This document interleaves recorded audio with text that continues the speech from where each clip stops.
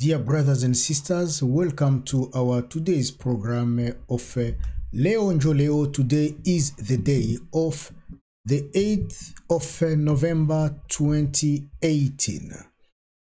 My name is Odon Bulamba. I'm the presenter of this program, and I will share some thoughts, some ideas, some news from the DRC at the right time, for you to get up to date with what has been happening for the last 24 or 48 hours from the DRC.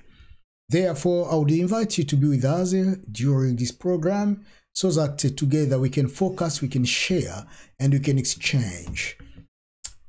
Before taking longer, let me go to our headlines today. Jean-Peter Lacroix, a UN Under-Secretary General for Peacekeeping Operations, and Tedros Adhanom Ghebreyesus, Director General of the World Health Organization, arrived in Beni, Nord-Kivu, that on the Wednesday 7th of November.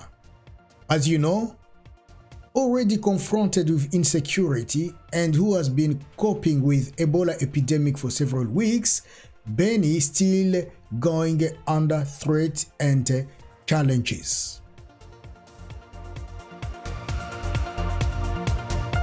The common opposition candidates, 6 parties, political parties of RASOP in Limete, have been supporting, and they say that they will continue to support Felix Tshisekedi to be their candidate. They believe that Felix Tshisekedi will make the common candidate for the next presidential election in the Congo.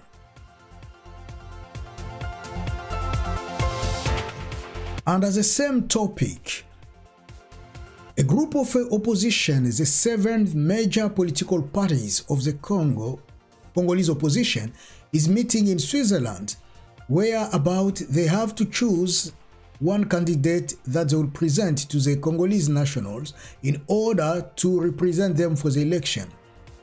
But on the other hand, another group of the opposition which remained in the Congo, those who are in Kinshasa, on their turn, they are also choosing their own candidate who is going to stand for the opposition or again for their political parties in Kinshasa.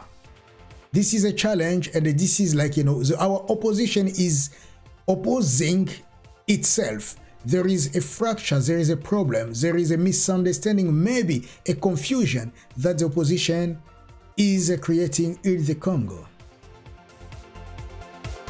As we move forward, I'm going to talk also about Denis Mukwege, who apparently had an altercation with Moses Katumbi in Brussels. That news was moving fast on the network, on the social media, but I can confirm to you that this information is not correct. It's false news. Those were just rumors. And finally, we are going to talk about Peter Tshiani. Peter Tshiani is a journalist from a newspaper, from a TV program that they call True Newspaper of the Congo. So he was arrested under the recommendation, under the orders of the Prime Minister of the Congo, Bruno Tshibala. So these are the topics that we are going to talk about. And at the end of all, I will pick up one of those topics that I will try to comment or to do some comment on it. And that will be about how the opposition of the political parties has been splitted, has been divided, and what will that take the Congolese people. So let's go straight away to the main details. Jean-Pierre Lacroix, or again Jean-Peter the Cross, Jean-Pierre Lacroix, who is a UN Under-Secretary General for Peacekeeping Operations, and a trader Adhanom Ghebreyesus, Director General for the World Health Organization, They arrived in Beni on Wednesday, 7th November. And Beni has been already confronted with insecurity, and actually they have been coping with the Ebola epidemic for several weeks. These visitors came to listen to the Congolese authorities to find out what needs to be more effective together in the response of the Ebola epidemic in a context of insecurity.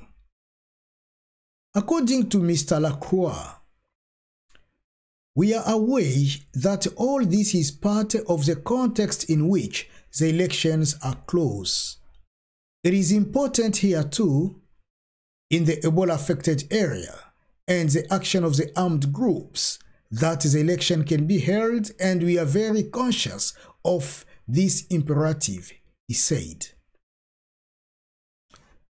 John Peter Lacroix and Tendros Adhanom Ghebreyesus should then visit the headquarters of the response to the Ebola outbreak before meeting with the civil society and the local security committee.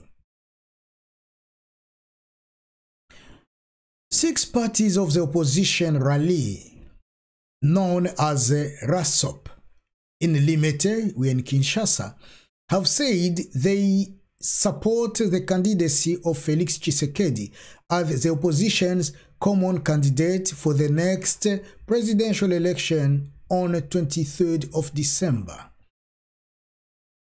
Their statement made on Tuesday, November the 6th in Kinshasa, these parties, among which the allies of UDPS, the G14, the MPP, and the civil society of the Congo, believes that Felix Tshisekedi may have more chance to win the presidential polls. At the same time, 7 political leaders of the Congolese opposition, namely Jean-Pierre Bemba, Moïse Katumbi, Adolphe Muzito, Freddy Matungulu, Martin Fayulu, Vital Kamera, and Felix Tshisekedi, have been meeting in Geneva to choose a common candidate.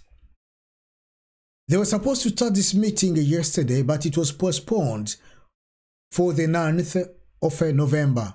And we'll try a little bit to talk about this deeply, or half deeply about this at the end of our program. So the general rapporteur of the rally, Professor Bouassa, invited the 4 candidates from the rally, namely Moïse Katumbi, Freddy Matungulu, Martin Fayulu, and Felix Tshisekedi, to harmonize their views in order to block the path of the common front candidate for the Congo in the best interest of the nation. But during this time, another group of the opposition meets in Kinshasa around this time. Around Noël Tshiani, Marie-Josée Ifoku, Daniel Shekomba, Théodore Ngoy, and so on, with the ambition to choose a common candidate other than that of the Legion of Geneva. Another group of opposition has decided to choose another candidate. And on top of that, we have got also the candidates who are going to represent themselves as independent candidates.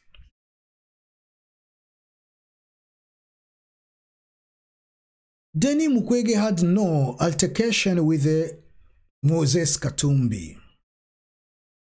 It has been said, medias have been published, a site, a blog has been going around for the last 24 hours. Then Moses Katumbi and Denis Mukwege had a fight in Brussels. That news is not true. That is false, a false news, a misleading news. And I personally do not know why this person who has published this piece of information, why he did so. Was it for attention? Was it just to let these people down? Was it just to destroy their personalities, their reputation? Was it just to deceive the Congolese people? We do not know. However, I contacted the people in Bukavu in Panzi exactly where that the hospital of Mukwege is located, and I got a confirmation that Mukwege is in Bukavu. He has been working at Panzi Hospital and he is not in Brussels. But because people have been keep asking, keep questioning about him, that's why I'm presenting this part of the news. And to let you know that Mukwege is in Panzi and he has been working as a doctor there. He's not abroad. He's not overseas. So remember, Moses Katumbi is a gentleman. This gentleman is quiet and he doesn't really even talk a lot. He avoids problems as much as he can. On the other hand, Mukwege also, he is a gentleman who avoids problems and is quiet as much as he is. He's a pastor on top of that. How can those two just stand in the street in Belgium and fight? They are not boxers. They are not enemies. They are not opponents who should kill each other or exchange words on the street. Furthermore, those two people, wherever they go, they have got people who escort them. They have got bodyguards. So, were their bodyguard just, where were they when this took place? You know, we can ask ourselves 1,000 of questions. Mukwege is, you know, he has got now what you call the Nobel Prize, Peace Prize for the 2018. The person who is supposed to bring peace, then can he stand on the street in front of Katumbi and start to fight? I'm not quite sure. Katumbi who said, I'm not crossing the border in order to keep peace so that people cannot be killed when he came to Zambia. Will he really allow himself to present himself on the street with his reputation, or both of them their reputations, and start to punch each other? So you can see that by even projecting your thought, you will see that this is just rubbish. It was a total fabrication. And finally, I will tell you a little bit about Peter Tshiani. Peter Tshiani is a Congolese journalist who has been talking for a number of years about what has been taking place in the Congo. So just recently, I'm sure many Congolese have seen on social media a story which was circulating about the Prime Minister of Congo, Bruno Tshibala, who has been kept or have been keeping money, banknote, dollars in his house. And at this time he was holding 100,000 US dollars in his house, and that money vanished, disappeared. And no one knew who took the money. But because this guy believes in magics, in witchcraft, so he invited a witch to come home. And the witch should was able to tell him who took the money. And the witch said, the person who stole your money is your son. Instead of letting the problem to stop there, Bruno Tshibala and his family members, maybe the witch himself, they took that story outside of Bruno's Tshibala family. So the news was on the street. The news fell in the hand of Peter Tshiani. And Peter, as a news editor, as a journalist, he spread the news. He talked about it. Because this is not the first time for such an incident to happen in Bruno Tshibala's family. Last time, 400,000 US dollars were stolen from his house. Now I wonder, I've been wondering, even I should say, a Prime Minister of the Congo, an educated man, how can he keep $400,000 US dollars inside his house, in a bedroom? How can he keep $100,000 just in a room like that? Don't you have banks in the Congo? Aren't they the one who were supposed to go and deposit the money into the bank accounts? That brings me to another question. It takes me to another level. Where did the money come from? How come that is this individual whom the salary is around or about $15,000 per month can have 400,000 cash in his house or 100,000 cash in his house? Even Even though the salary of this guy is less than $15,000 a month. But from where did he get this money? What was that money doing in his house? Therefore, they arrest now Peter Tshiani.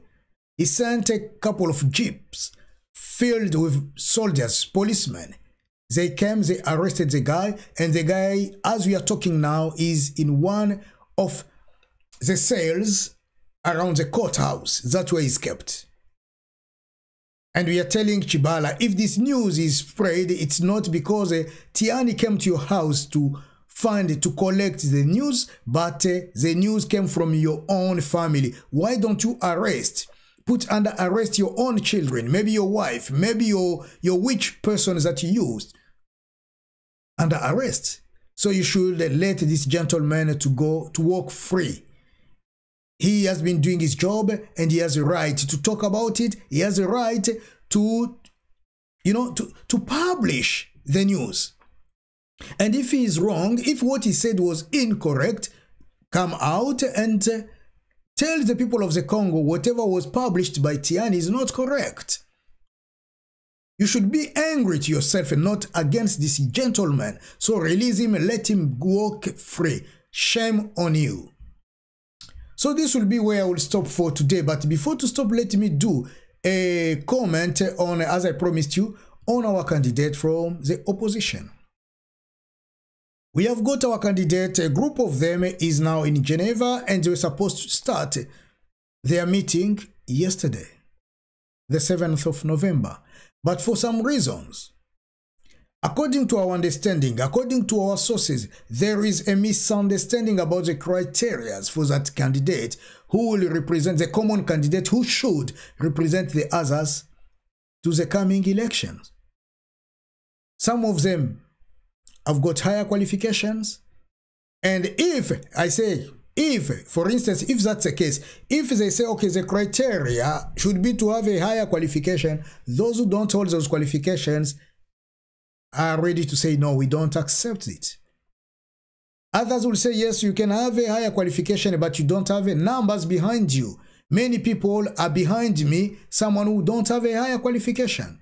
Others will talk about the experience. Others don't have experience. So those are the things which made them to be somehow divided within that meeting. And on top of that, those who have been guiding them, those who have been helping them, supporting them, also somehow they are divided. I will leave that to you. Furthermore, those candidates who are now in Geneva, as has been saying in the past programs, in the past, information that I gave to you, I was advising them. I've been shouting, telling those candidates, the 7, they should unite with the rest of the opposition members or members of the oppositions. And I heard some people even saying that, the other group of the opposition, of leaders of the opposition, they are not stronger enough. So we can't mix those who are stronger and those who are weak to make one strong team. Although this opposition, as you see it just on the screen, this opposition which was left in Kinshasa, which was not, maybe not, perhaps not invited to join the others in Geneva, they have also decided, because we are astray, we are put astray, we are aside, let us also come together and choose our own candidate. So we have got now 2 opposition with 2 candidates. Moreover, we have got also those who are in the opposition, but they are independent candidates and they have to stand for themselves. Now we see the opposition opposing itself. They are not working together. They are not united so far. Although this is a small opposition, or whatever they are calling it, small opposition is there, but even if altogether they can make 1% of the votes, that 1% is a lot. It will help the Congolese people. And what I want to see is not only about, someone to become the Congolese leader, but what we want to see is someone who will learn from what the leaders of the opposition are doing. coming together, unite, and the Congolese people also learn from it, and they will unite. They will be obliged to unite, to come together, because you, the leaders of the opposition, are together. But if you continue to split, to fracture your opposition, then people also will go behind or after their leaders. They will also split, fracturing themselves, and it will be a disaster. Those who are in Kinshasa, are they right to do what they are doing? Some people are saying yes, and others are saying no. Those who are in Geneva, why are they unable to give to us a leader of the opposition? Why did they postpone their meeting? Apparently because there is this misunderstanding, as I've just said, of having a common understanding of those criteria. They cannot really put it together. Everyone wants to decide to defend his own side. If I'm not qualified because I don't have a degree, while I've got 10 million people behind me, better to go as an independent candidate. I will invite those 10 millions to vote for me, and that's it. And each of them want to be called Sir, Boss, Mr. the President tomorrow. So they are fighting for their honor, for their glory, forgetting that they should fight for their country, for their people. Many of them, some of them won't accept to sacrifice their pride so that the Congolese people can see a new day from the 23rd. If those elections, of course, will take place. And among those 7, we have got those who are in collaboration with Kabila. They're in collaboration with FCC. They're in collaboration with, the other bloc. But they pretend to be the opponent of that bloc. They are among them. Where are we going with this opposition? What is going to happen in the next few days? We remain with only 45 days before we go to the polls. If we get a candidate who is not prepared, if we get a candidate whom the majority among the 7, maybe 5 will say, okay, we choose this one, and the 2 will be against it. Are we preparing to see those 2 coming out crying, criticizing, or pulling out from this group? We don't know.